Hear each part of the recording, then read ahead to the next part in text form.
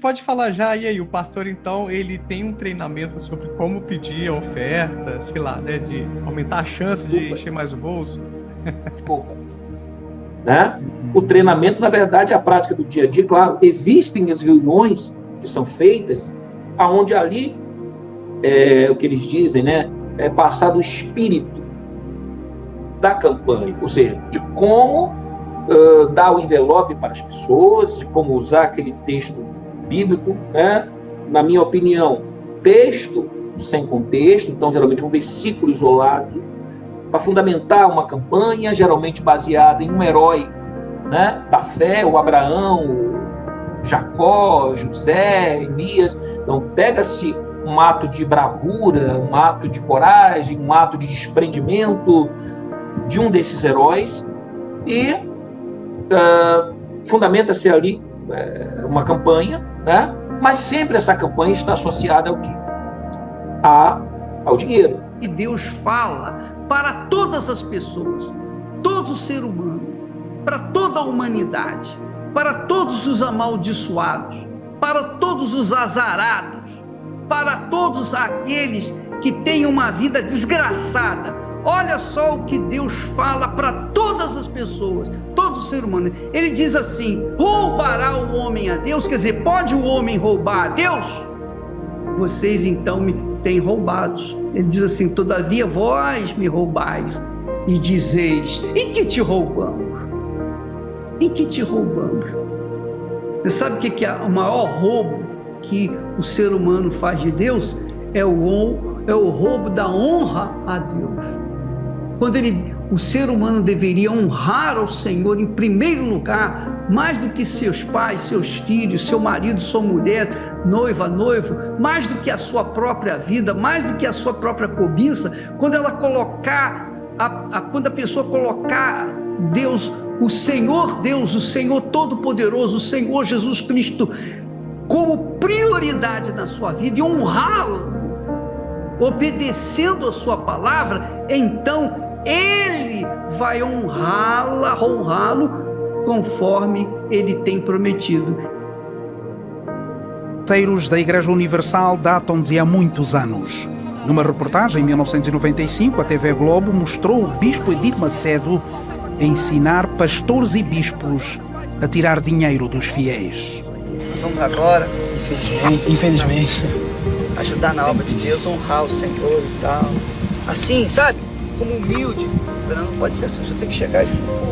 Ó, pessoal, você vai ajudar agora na obra de Deus. Se você quiser ajudar, amém. Se não quiser ajudar, Deus vai ajudar outra pessoa para ajudar, amém.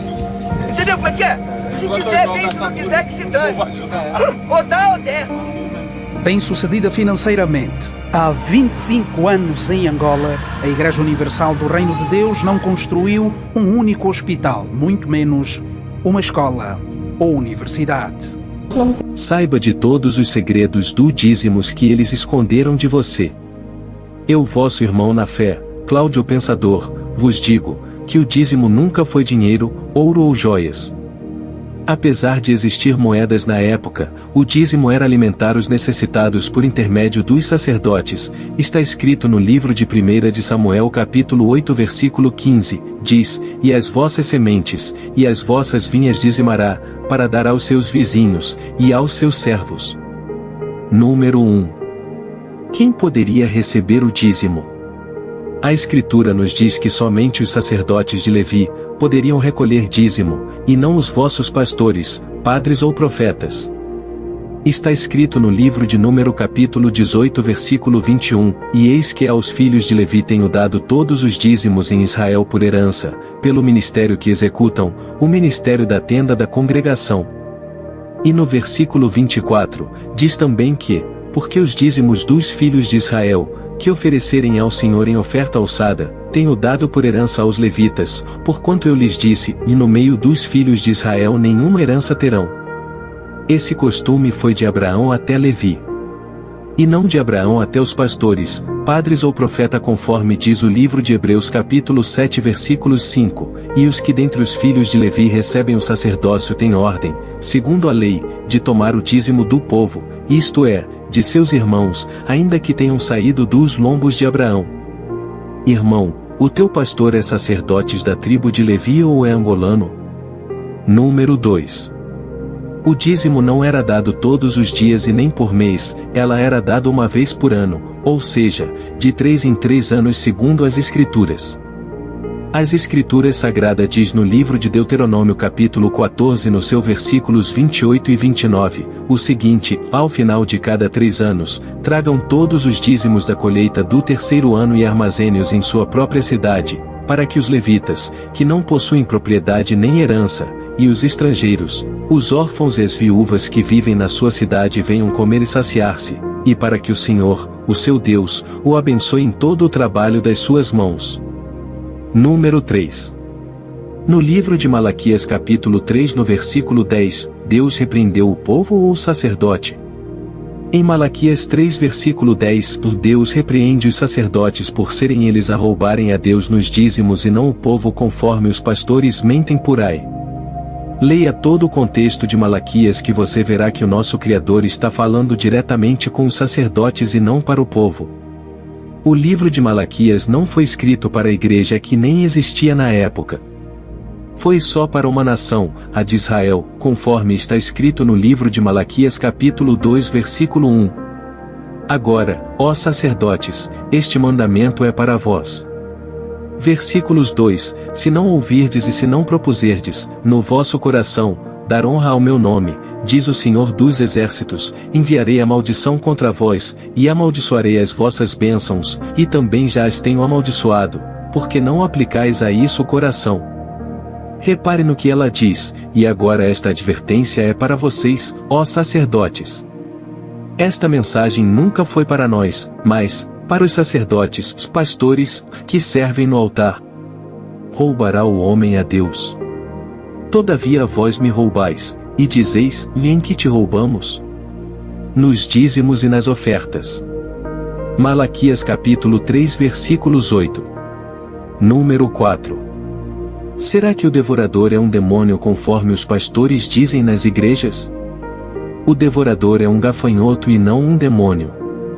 No livro de Levítico capítulo 11 versículos 22 e 21, diz que o deles comereis estes, a locusta segundo a sua espécie, o gafanhoto devorador segundo a sua espécie, o grilo segundo a sua espécie, e o gafanhoto segundo a sua espécie. Versículo 22, e todos os outros insetos que voam, que têm 4 pés, serão para vós uma abominação. E já no livro de Joel capítulo 1 no seu versículos 4, diz que o que ficou da lagarta, o gafanhoto o comeu, e o que ficou do gafanhoto, a locusta o comeu, e o que ficou da locusta, o pulgão o comeu. Malaquias 3 versículos 11 diz a mesma coisa: por vossa causa, repreenderei o gafanhoto devorador, para que não vos consuma ou para que não coma o fruto da terra, ou a vossa vide no campo não será estéril, diz o Senhor dos Exércitos. Percebe? Havia 3 tipos de gafanhotos: o cortador, o migrador e por último o destruidor. Este, claro, era o pior de todos. E se voltarmos para o texto de Malaquias capítulo 3 versículo 11, faz todo sentido, afinal o tal do devorador consumiria o fruto da terra e a vide campo. E não é isso o que um gafanhoto faz?